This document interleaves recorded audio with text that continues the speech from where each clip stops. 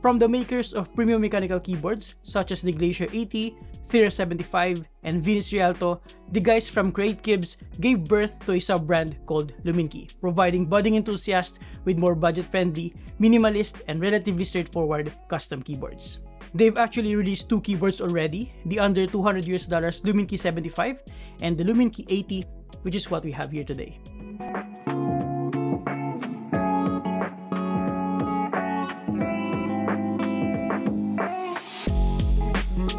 What's good about Luminkey is that they were able to come up with a couple of keyboards with comparable build quality and attention to detail, but with a more minimalist and straightforward approach that is best for beginners, not just in terms of budget, but also in terms of the learning curve. Unlike most custom mechanical keyboards that are only available in kits, Luminkey is offering a pre-built option, which is nice if you want to save time and just enjoy all the benefits of a premium keyboard. Now, the Luminkey80 features pretty much all the bare essentials of a modern mechanical keyboard, offering tri-mode connectivity, hot swappable switches, gasket mount design, all the standard foam dampeners, and most importantly, QMK/VIA support. And if you get the pre-built variant, you'll get a good quality PBT double shot keycaps and Luminkey's own Silva linear switches, which honestly is pretty damn good. Not to mention the integrated option to change layout between ISO and ANSI standards. But enough of the specs, let me share with you my experience, so let's get into it. As always, honest disclaimer, this video is not paid and Luminkey will not review this video prior to release. But they did generously send a sample for me to review and share my experience with you. What I have here is the pre-built e-retro white variant with white on black PBT double shot keycaps. Everything came in with this nice keyboard carrying bag. Inside it we have the Luminkey80 keyboard itself and a bunch of components, tools, and accessories. Luminkey also sent a couple of add-on keycap sets with optional LED indicators, ISO keycaps, and some white accent keycaps. We also have some spare switches here, a couple of rubber gaskets, the 2.4 GHz USB dongle, some extra switch pads, a small screwdriver and Allen key, an aluminum artisan keycap, a wire switch and keycap puller, a braided and coiled USB Type-A to Type-C cable, some screw and standoffs, and the user manual. Now, at first look and touch, the Luminkey80's build quality feels outstanding as expected for a full aluminum keyboard with no flex at all. What I appreciate here though is the minimalist design language while still having enough small details to make it less boring. Looking from above, we have a standard 10 keyless form factor with a couple of subtle triangle copper badges. I also like the subtle chamfered edges and curved corners partnered with some polygonal trimmings at the bottom.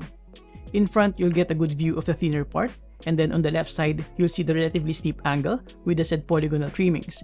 And then at the back side, you'll get a better view of the height of this keyboard and the USB port at the bottom half. Flipping it all over at the bottom, we have a minimal copper weight right here with just a couple of subtle triangles on each corner. Super simple that it doesn't even have any sort of logo or branding. We also have 4 rubber feet and visible screws around for an easy teardown experience. Now, one of the things that Luminkey takes pride in is the stabilizers on their keyboards, which are manually adjusted for consistency.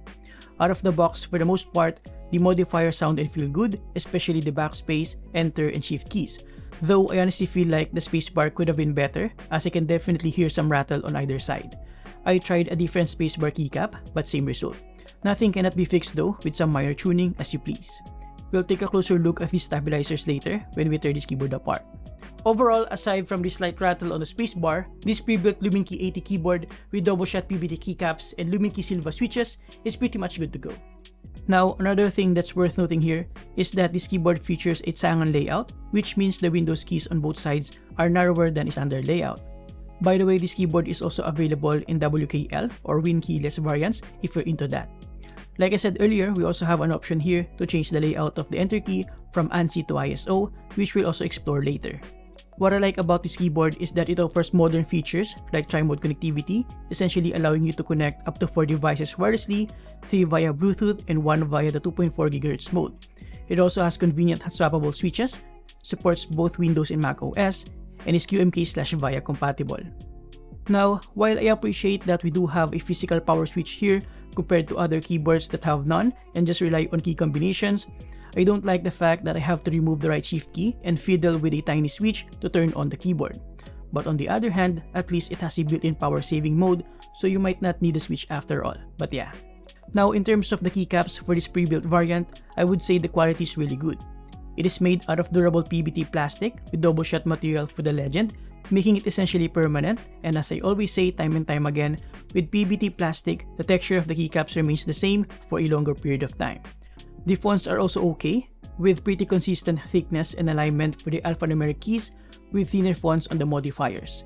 The keycap's thickness is around 1.1 to 1.3 mm. The package even comes with a nice aluminum artisan keycap that perfectly matches the colorway and texture of the chassis, adding to the overall premium experience.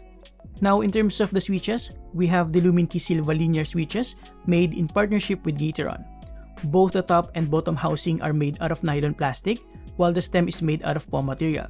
The stem is pre-lubed out of the factory, and it uses a gold-plated stainless steel spring.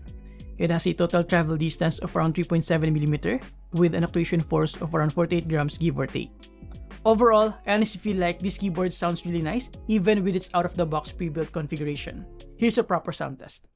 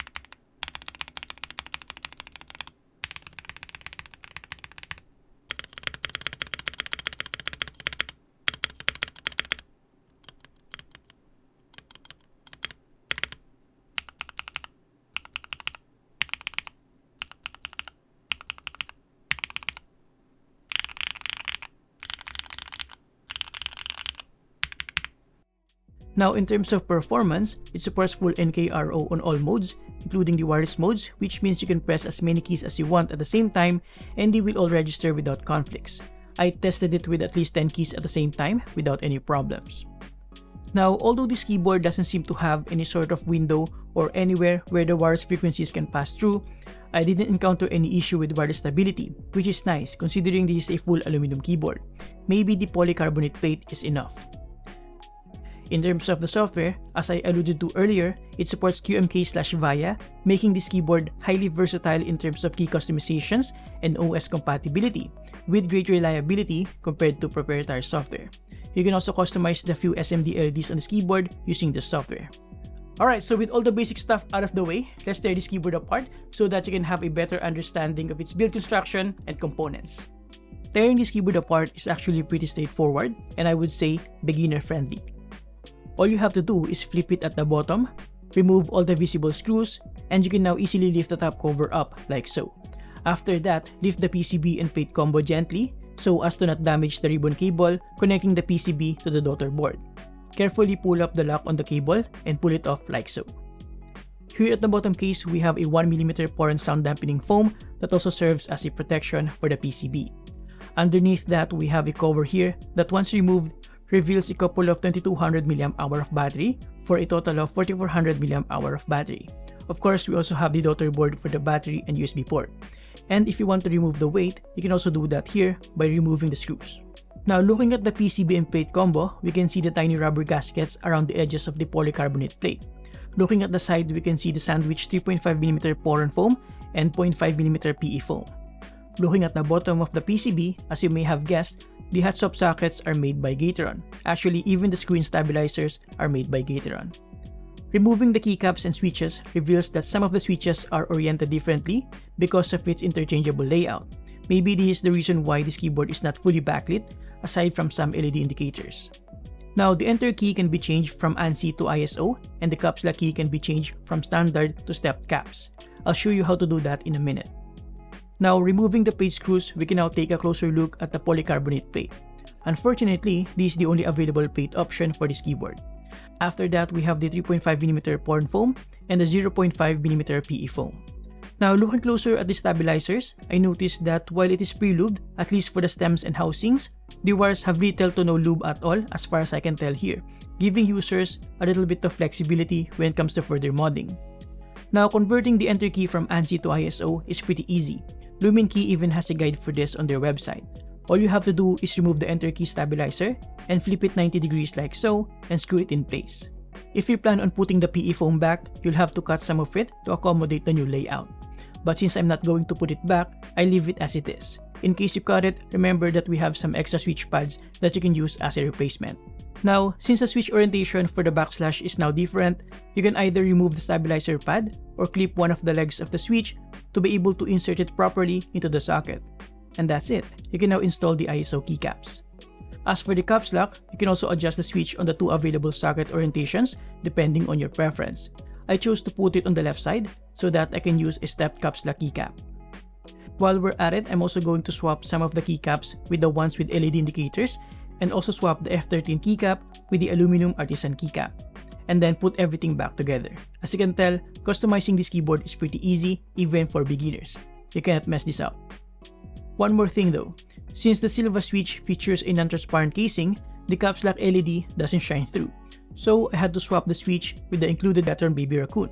If you don't care about LED, you can also use the non-LED stepped caps lock keycap. Overall, to conclude, for a price of only around $280, you're getting a fully built premium feel mechanical keyboard with all the modern features such as tri-mode connectivity, hot swappable switches, convertible layout, QMK/VAIO support, and all the basic sound dampening materials in a minimal and easy to customize design and construction. And in case you want to build your own, you can also get the bare bones variant for only $215, but honestly, the pre-built variant will give you a better overall value.